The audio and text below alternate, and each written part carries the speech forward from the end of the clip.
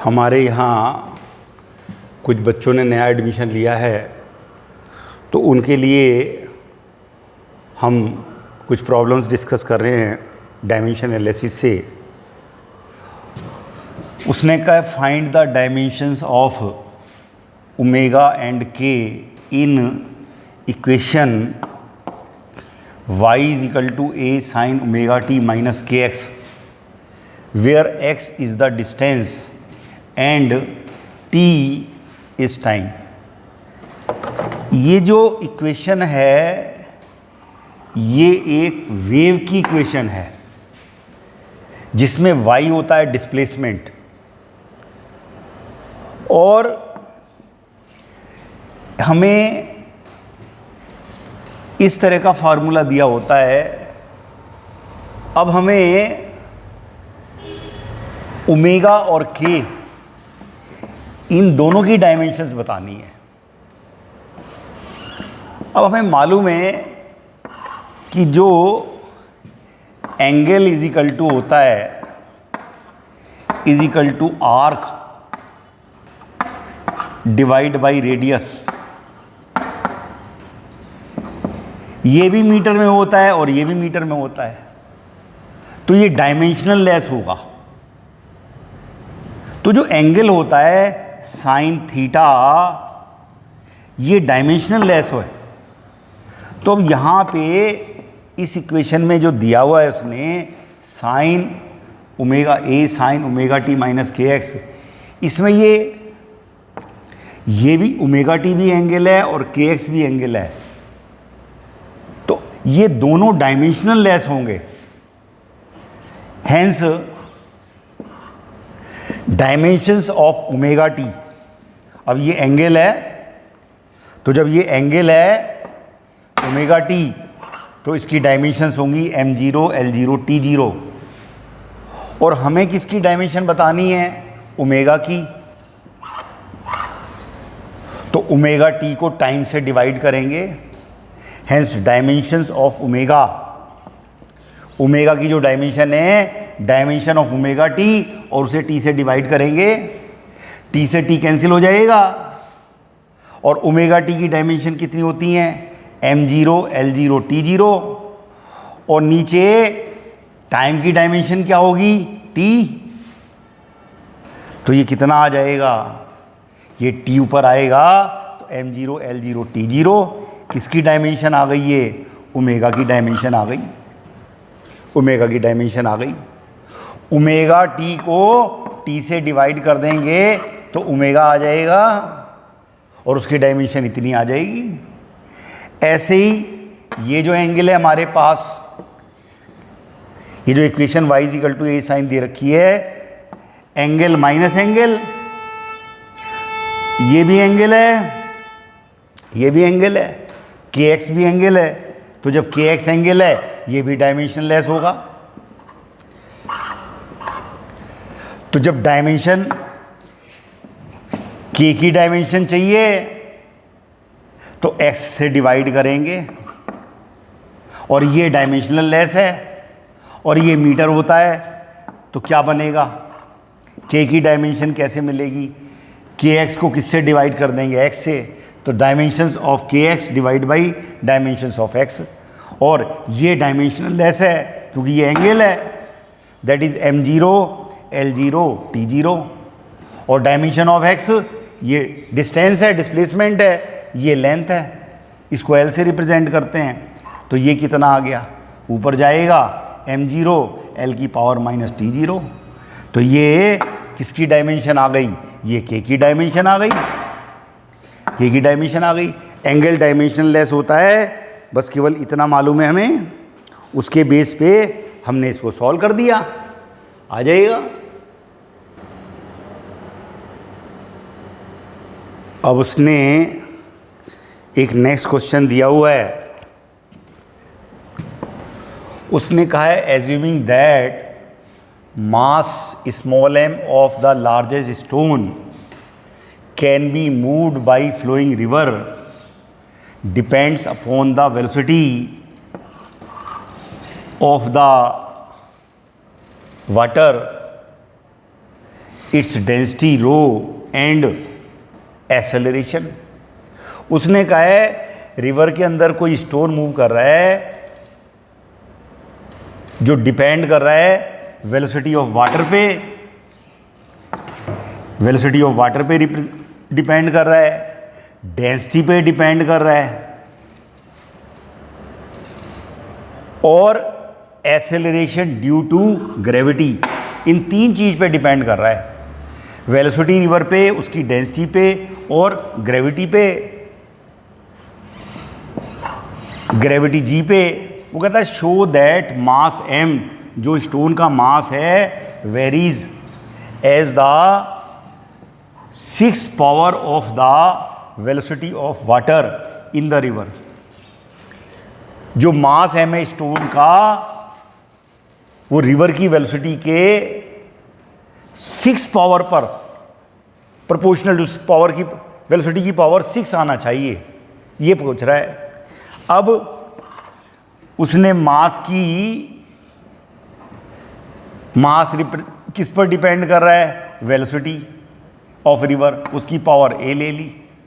Density पर depend कर रहा है उसकी पावर b ले ली। ग्रेविटेशनल एक्सेलरेशन पर डिपेंड कर रहा है, उसकी पावर c ले ली।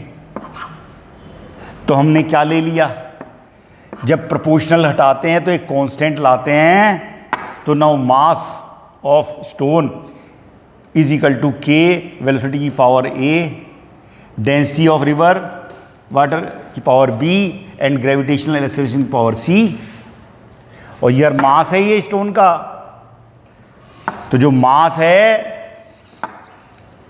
उसकी डायमेंशंस m होंगी। k तो कांस्टेंट होता है, इसकी कोई डायमेंशन नहीं होती, k कांस्टेंट है, तो ये m वेलोसिटी कितना आ गया, l t की पावर, k कांस्टेंट है, इस पर डिपेंड ही नहीं करेगा। m वेलोसिटी की पावर a, वेलोसिटी कितनी होती है, मीटर पर सेकेंड, मीटर l से, टाइम को सेकेंड से, LT-1 मीटर पर सेकेंड। डेंसिटी क्या होती है, डेंसिटी होती है किलोग्राम पर मीटर क्यूब, और किलोग्राम मास को कैपिटल M से, और पर मीटर क्यूब नीचे है मीटर क्यूब, ऊपर लाएंगे l की पावर -3 रेज पावर b, और ग्रेविटी मीटर पर second square, that is LT-2, इसकी पावर c। हमने ऐसे एज्यूम कर लेते हैं हम कि मास जो है स्टोन का ऐसे रिप्रेजेंट कर रहा है, वेलोसिटी की पावर a, डेंसिटी की पावर b, ग्रेविटी की पावर, ग्रेविटेशनल की पावर c, और उनको हमने डायमेंशंस के साथ ऐसे रख लिया। अब इधर क्या है, इधर तो m की पावर 1, l की पावर 0, t की पावर 0, और इधर राइट हैंड साइड में m की पावर कितनी है, b, l की पावर a यहाँ पर है, और यहाँ पर -3 भी है, और यहाँ पर +c है, तो l की पावर कितना हो गया, a -3b +c, और t के लिए इधर t की पावर -a, और यहाँ t की पावर -2c, ये आ गया। k कांस्टेंट है, उससे मतलब ही नहीं है। अब इधर m की पावर 1 है, और इस तरफ क्या है, m की पावर b, ये यहां से b = 1 आ गया। फिर लेंथ के लिए यहां तो लेंथ की पावर 0 है, और इधर लेंथ की पावर a -3b +c, ये आ गया। b = 1 है, तो यहाँ पर b की वैल्यू 1 रखेंगे, तो ये इक्वेशन क्या आ गई, a -3 +c। इसको सॉल्व करके यहाँ आ गए, a + c = 3 आ गया। ये इक्वेशन फर्स्ट आ गई। अब जरा टाइम पर आ जाएं, इधर टाइम की पावर 0 है, और इधर कितना है, -a + 2c, -2c, -a -2c है, तो t की पावर 0 है, इधर 0, और इधर -a -2c इसको इधर ले आए, उसको इधर ले आए, तो ये कितना आ गया, -a -2c = 0। इसको इसके सेकंड कह दिया। अब ये वाली इक्वेशन और इसको फर्स्ट प्लस सेकंड, इन दोनों को ऐड कर दो तो -a से -a कैंसिल हो गया, और ये c है और ये -2c है, तो इधर तो रह गया -c, और इधर क्या रह गया, ये 3 रह गया, तो -c = 3, तो c = कितना आ गया, -3। c = -3 आ गया और b = 1 आ गया। ये सेकंड इक्वेशन में, इस सेकंड इक्वेशन में -a -2c की वैल्यू निकाल चुके हैं, -3 रख दिया, माइनस इंटू माइनस प्लस हो जाएगा, ये +6 हो गया, तो -a = कितना आ गया, इधर जाके -6, तो a = कितना आ गया, 6। तो हमें क्या मालूम पड़ गया, a = तो 6 मालूम पड़ गया, c = कितना मालूम पड़ गया, -3, और b = कितना मालूम पड़ गया, 1। और हमने क्या माना है, मास = k, मास = कितना लिया है हमने, k v⁴a, रो की पावर b, g की पावर c। a सॉल्व हो गया, b सॉल्व हो गया, c सॉल्व हो गया। m = v, a 6 आ गया, रो = पावर b था वो 1 आ गया, और g की पावर c था वो -3 आ गया, वो -3 आ गया c, तो ये आ गया। इसको नीचे ले जाओ, m = कितना आ गया, k v⁴6, रो g की पावर 3, तो मास किसके प्रोपोर्शनल आ गया, वेलोसिटी ऑफ रिवर की पावर 6, ये आ गया, v⁴6 के प्रोपोर्शनल आ गया। ये यही वो प्रूव करवाना चाह रहा है, कर देंगे हम उसको।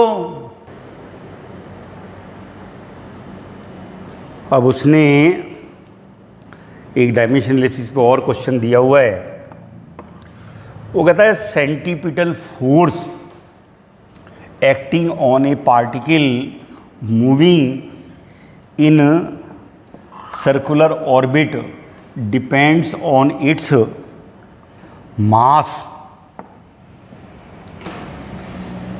Radius of the circle r and the speed of particle v, obtain the formula for the centripetal force using dimensional method। हम इसको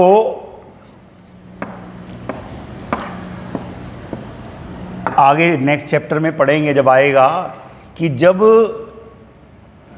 कोई सर्कुलर मोशन होती है, किसी स्टोन को m मास को आप l ले, r रेडियस में रस्सी से एक स्टोन को आपने किसी स्ट्रिंग से कनेक्ट करके और एक सर्किल में घुमा रहे हैं, इसको ऐसे सर्कुलर मोशन दे रहे हैं, तो इस पर एक फोर्स लगता है सेंटर की तरफ, जिसको सेंटीपिटल फोर्स बोलते हैं। और इसकी जो ये स्पीड है सर्कुलर मोशन की, ये v है, रेडियस r है और मास m है, इसको हम सेंटीपिटल फोर्स बोलते हैं। इस फोर्स के लिए उसने कहा है कि ये डिपेंड कर रहा है मास पे, उसके स्टोन के, सर्कुलर मोशन की रेडियस r पे और पार्टिकल की स्पीड पे, और हमें डायमेंशनल फार्मूला चाहिए इसके लिए, हमें फार्मूला निकालना है। तो जो फोर्स डिपेंड कर रहा है मास, रेडियस और वेलोसिटी पे, वो हमने ऐसे ले लिया। फोर्स डिपेंड कर रहा है मास ऑफ पार्टिकल, जो सर्कुलर मोशन में, पावर a ले लिया, रेडियस वो पावर b ले ली, और स्पीड उसकी पावर c ले ली हमने, और इधर फोर्स है। अब फोर्स के बारे में आपको मालूम है, फोर्स होता है मास इनटू एक्सेलरेशन, और एक्सेलरेशन होता है मीटर पर सेकंड स्क्वायर। तो फोर्स प्रोपोर्शनल टू मास की पावर a, r की पावर b, v की पावर c लिया है। एक कांस्टेंट ले आते हैं प्रोपोर्शनल कांस्टेंट हटाने के लिए। इसका डायमेंशन एनालिसिस से कोई मतलब नहीं है, ये कांस्टेंट है, डिपेंड जो कर रहा है उनसे मतलब है। तो हमने फोर्स होता है mass into acceleration, that is mass, acceleration होता है मीटर पर सेकंड स्क्वायर। तो इसकी डायमेंशंस क्या आ गई, m/l(t-2)। इधर मास है, k तो कांस्टेंट है, उसे नहीं लेंगे, मास इसकी power a, radius of circular motion उसकी पावर b ले ली। रेडियस को l से रिप्रेजेंट करेंगे, मास को कैपिटल M से, और वेलोसिटी वो मीटर पर सेकंड है, और पावर c ये आ गया। यहाँ m की पावर a है, l की पावर यहाँ b है, और l की पावर यहाँ c है। तो l की पावर टोटल कितना होगा राइट हैंड साइड में, b प्लस c, और यहाँ t की पावर -1 और पावर c है तो e की पावर -c, और इधर m1 l1 t-2। अब दोनों तरफ मास से मास की पावर कंपेयर करेंगे। यहाँ 1 है और यहाँ a है, तो a इजिकल टू कितना आ गया, 1। लेंथ से लेंथ की पावर कंपेयर करेंगे, यहाँ l की पावर 1 है और यहाँ l की पावर कितना है, b प्लस c। ये 1 equal to b plus c ये रखा हमने। और टाइम इधर t पावर -2 है, इधर t -c है, इसको इससे रखो इसके इक्वल, तो -2 इजिकल टू -c, तो c इजिकल टू कितना आ गया, 2। a इजिकल टू 1 आ ही चुका है। इस c की वैल्यू इस इक्वेशन में रखेंगे जो लेंथ की पावर कंपेयर करी थी, b plus c equal to 1, b plus c equal to 1, तो c इजिकल टू यहाँ 2 रखो, तो b इजिकल टू कितना आ गया, इधर 2 है इधर 1 है, ये इधर आएगा -2, तो b इजिकल टू कितना आ गया, -1। b आ गया -1, a आ गया +1 और c आ गया 2। और फोर्स है कितना, m की पावर a, r की पावर b, v की पावर c। a की वैल्यू रख दी, b की वैल्यू रख दी, b इजिकल टू -1 है, और c v की पावर c, c की वैल्यू -2 है, r की पावर -1 है, ये नीचे आ गया। f इजिकल टू आ गया k mv²/r। जब ऑब्जर्वेशन लेते हैं तो ये जो k की वैल्यू है ये 1 के इक्वल आती है, तो डायमेंशन एनालिसिस से फॉर्मूला कितना आ गया, f equal to mv²/r। Centripetal force बोलते हैं। जब सर्कुलर मोशन करेंगे हम इसको डिस्कस करेंगे डीप में। फिलहाल डायमेंशन एनालिसिस से मालूम है कि सर्कुलर मोशन करते हुए पार्टिकल पर सेंटर की तरफ फोर्स लगता है mv²/r, where mass of particle m, speed of particle v and radius of circular motion is r। Dimension analysis से फॉर्मूला निकालना सीख रहे हैं, फॉर्मूला निकालना सीख रहे हैं। अब एक क्वेश्चन और कर रहे हैं हम। उसने कहा है speed of sound v in a medium depends on modulus of volume elasticity E। Volume elasticity E। अब आपको वॉल्यूम इलास्टिसिटी बारीक मालूम नहीं है, लेकिन जब आप आगे स्टडी करेंगे तो मालूम पड़ जाएगा। फिलहाल वॉल्यूम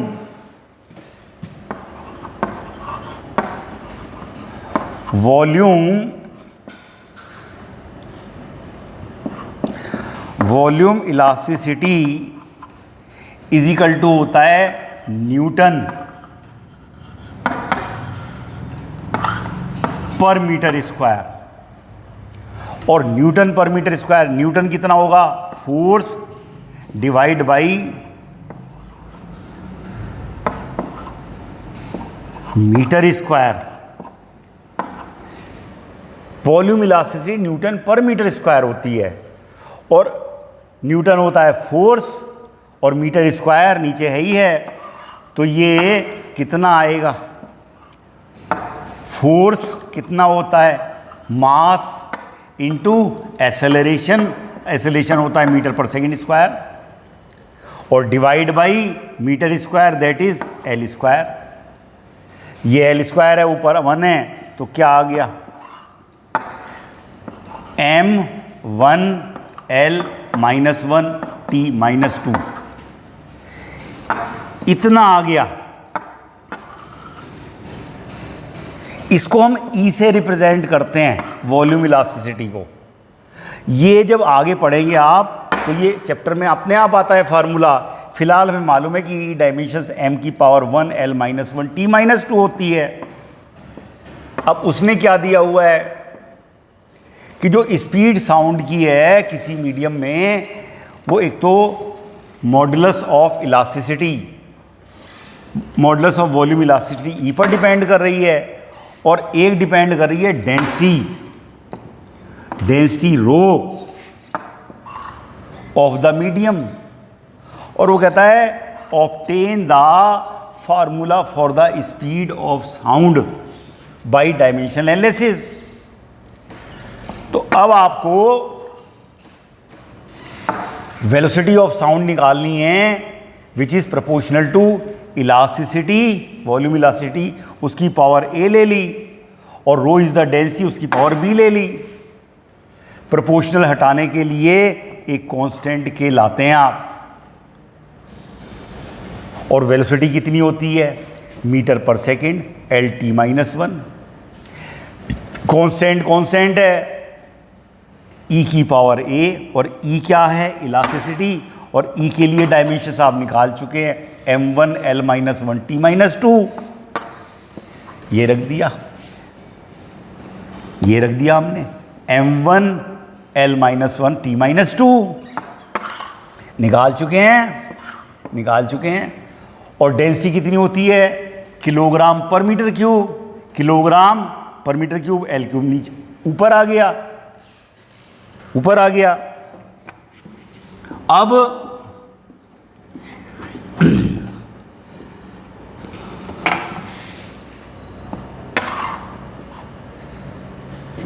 इधर कितना है वेलोसिटी की तरफ, m0 l1 t - 1। इधर कितना है, इधर तो m की पावर a था, इधर कितना है m की पावर b, तो ये तो कितना हो गया a + b। l की पावर इधर कितना है -a, और इसमें l की पावर कितना है -3b, और इधर t की पावर कितना है -2a। ये रिलेशन आ गया। अब आप कंपैरिजन करेंगे, m की पावर से m की पावर का कंपैरिजन करेंगे। ये तो a + b है राइट हैंड साइड में, और इधर है 0, तो a + b = क्या रिलेशन आ गया, 0। l की पावर इधर 1 है, और इधर l की पावर कितना है -a - 3b, तो 1 = -a - 3b। और t की पावर कितना है इधर -1, इधर t कितना है -2a, तो ये t वाले से t वाले की पावर -1 = -2a। ये रखा आपने, तो यहाँ से a बराबर क्या आ गया, 1/2। और जो m की पावर कंपेयर करी है a + b = 0, और a = 1/2 है, तो फिर b = कितना आ गया, b = -a = -1/2। b आ गया, a आ गया। दो ही चीज़ हमने लिए, एक पावर a लिए, b लिए, और v = कितना है, k, e की पावर a, रो की पावर b। v = है k कांस्टेंट, e की पावर a, रो की पावर b। a की वैल्यू सॉल्व कर चुके हैं +1/2, और रो की पावर सॉल्व कर चुके हैं -1/2। इस रो को नीचे ले आइए, के ई की पावर 1/2 रो की पावर 1/2, 1/2 नीचे 1/2 अंडर दी रूट रह गया, v इज इक्वल टू के under the root elastic volume elasticity divide by density. और बाई ऑब्जर्वेशन इस के की वैल्यू कितनी आती है 1, तो वेलोसिटी का फार्मूला कितना आ गया, इतना आ गया, v is equal to under the root volume elasticity divide by density. जैसे जैसे हम फिजिक्स में आगे पढ़ेंगे फार्मूले में मालूम आएंगे, इलास्टिसिटी के बारे मालूम होगा। इलास्टिसिटी होती है हमारे पास में न्यूटन पर मीटर स्क्वायर, चाहे वो वॉल्यूम इलास्टिसिटी है, चाहे वो यंग मॉडुलस है, और भी बहुत सारी चीज़ें हैं। फिलहाल हमें इतना मालूम है, इतना कर लीजिएगा, फिर आगे भी डिस्कस करते हैं ये ठीक है, इतना काम करिए। Thank you.